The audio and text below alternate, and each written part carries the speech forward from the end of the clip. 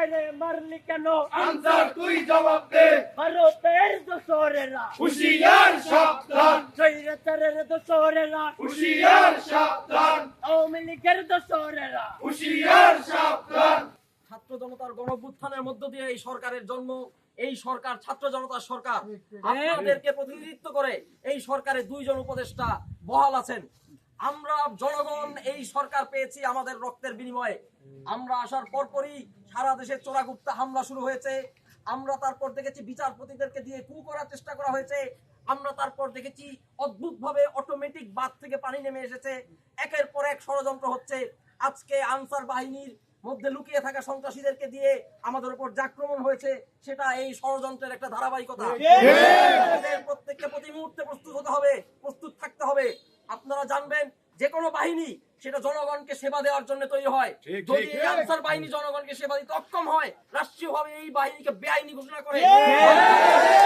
গণঅভ্যুত্থানকে, আমাদের বিপ্লবকে রক্ষা করার জন্য শিক্ষার্থীদেরকে, জনতাদেরকে নিয়ে গণপ্রতিরক্ষা বাহিনী আমরা তৈরি করবো। প্রয়োজন হলে আমরা শিক্ষার্থীরা আমাদের শিক্ষাক্রমের অংশ হিসেবে সামরিক প্রশিক্ষণকে আমরা সবাই প্রস্তুত আছেন। আমাদের বিপ্লব এবং গণঅভ্যুত্থানকে ব্যর্থ হতে দিব না। আমরা যারা কাজ করছি চেষ্টা করব যাতে করে এই ধরনের প্রতিবিপ্লবী প্রচেষ্টা আর কখনো না হয়। আমরা একত্রিত থাকবো, সতর্ক থাকবো। ভেঙে দাও, ঘুরিয়ে দাও, আনসার লীগের আস্তানা। ভেঙে দাও, ঘুরিয়ে দাও। বন্যা কবলিত অঞ্চলের মানুষের জন্য আমরা প্রাণপণ সাহায্য করার চেষ্টা করে যাচ্ছি। সেই সময়ে আনসার বাহিনী মানুষের পাশে থাকা তো দূরের কথা, তারা দেশকে অস্থিতিশীল করার লক্ষ্যে আজকে দেখেছেন সচিবালয় ঘেরাও করেছে। চাকরি জাতীয় সহ কয়েকটি দাবি ছিল, সেই দাবি মেনে নেওয়া হলেও তারা দাবি মেনে নেওয়ার পরও একটি বিশেষ মহলের ষড়যন্ত্রের শিকার হয়ে তারা কিন্তু আমাদের অন্তর্বর্তীকালীন সরকারের উপদেষ্টাদের সেখানে অন্যায়ভাবে আটকে রেখেছে। আপনারা জানেন যে আনসার বাহিনীর যে প্রধান, তিনি আওয়ামী সন্ত্রাসী আপন ভাই।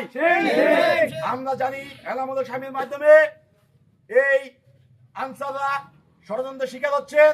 প্রতি আহ্বান জানাচ্ছি, যে কোনো ষড়যন্ত্র, যে কোনো চক্রান্ত রুখে দেওয়ার কিন্তু আমাদের এখনো সময় এসেছে।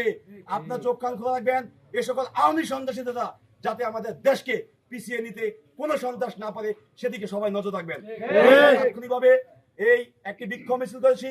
আপনারা দেখেছেন সেখানে আমরা ঢাকা বিশ্ববিদ্যালয়ের শিক্ষার্থীদের উপরে কিভাবে এই আনসারি সন্ত্রাসীরা সেখানে হামলা করেছে, আমার ভাইদের রক্ত ঝরেছে। আমরা এর তীব্র নিন্দা জানাই এবং এর বিচার দাবি করছি। যে সকল আনসার আজকে হামলার সাথে সরাসরি জড়িত আছে, অতি সত্বর তাদেরকে আইনের আওতায় কঠোর শাস্তি দিতে হবে, যাতে আগামীতে কোনো আনসার শিক্ষার্থীদের উপরে কোনো হামলা করার দুঃসাহস না দেখায়।